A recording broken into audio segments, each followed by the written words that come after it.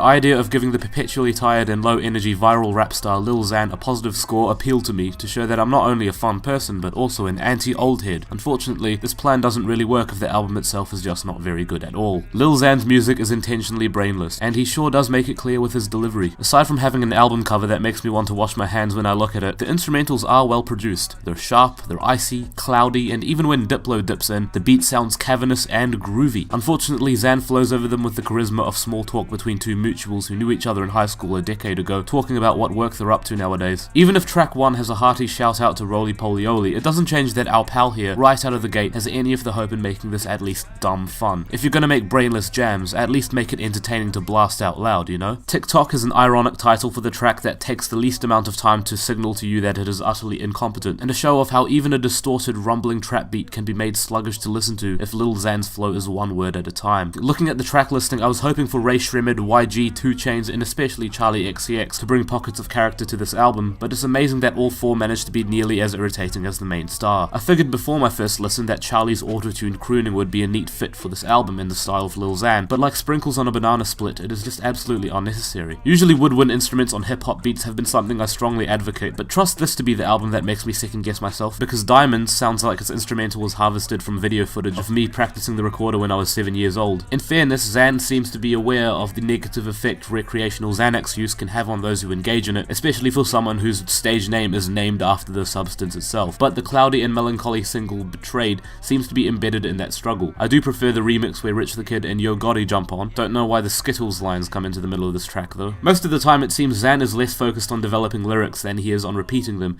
and if there's any project that displays the power of repetition in music, or more generally speaking the power of music in general, it is not going to have been made by Lil Xan. 3 out of 10.